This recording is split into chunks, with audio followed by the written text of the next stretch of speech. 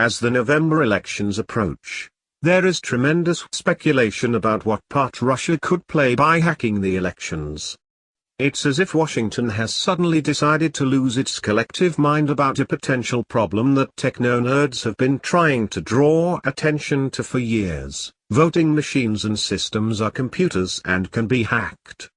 Of course, rather than states addressing the issue by going back to tried and true paper ballots, Washington is using the fear of hacked voting machines to move toward federalizing all voting.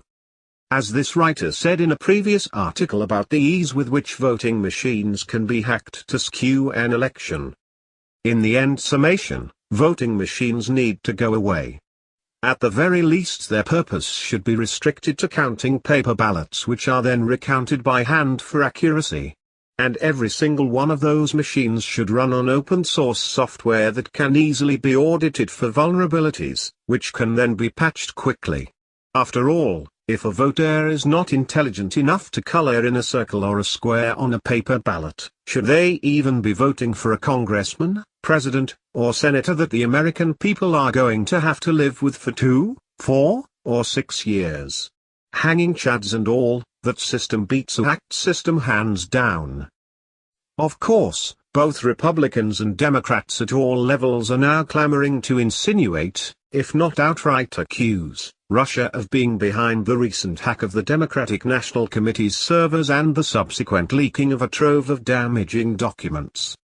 The implication and accusation are clear. Russian President Vladimir Putin wants to hack the election and sway it to the favor of Russia.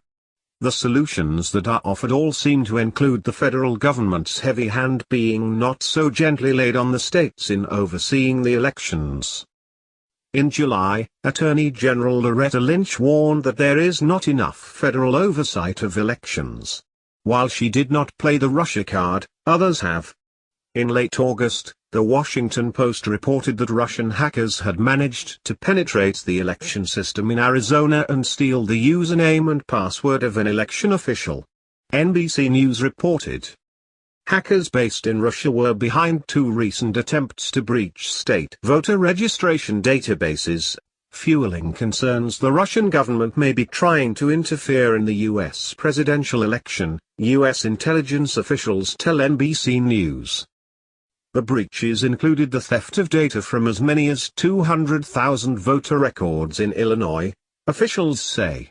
The incidents led the FBI to send a flash alert earlier this month to election officials nationwide, asking them to be on the lookout for any similar cyber intrusions.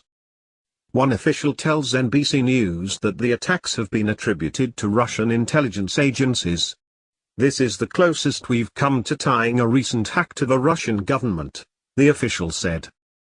That person added that there is serious concern that the Kremlin may be seeking to sow uncertainty in the U.S. presidential election process. Putin has denied that the Russian government had any involvement in the DNC hack, but said it was a public service and that there's no need to distract the public's attention from the essence of the problem by raising some minor issues connected with the search for who did it. Then, in an obvious reference to Hillary Clinton's denial and obfuscation of facts surrounding the Benghazi fiasco, Putin added, "Does it even matter who hacked this data? The important thing is the content that was given to the public." Of course, it is doubtful he would sing that same tune if the tables were turned. Considering the Kremlin was responsible for hacking the White House and systems responsible for American infrastructure in 2014, hacking an American election is certainly not something the Kremlin would be morally above or lack the hacking prowess to accomplish. So while it is possible, even likely, that Russia is behind both the DNC hack and recent attempts to hack election systems and voting machines in the United States, the solution offered by Washington, more federal involvement, is worse than the problem. All states would have to do to solve this problem is act as if the Florida recount of 2000 does not matter, return to paper ballots which could be counted by machines and then spot-checked for accuracy, and tell Uncle Sam to mind his own business and let the states handle elections. The problem would be solved and the federal solution would be avoided.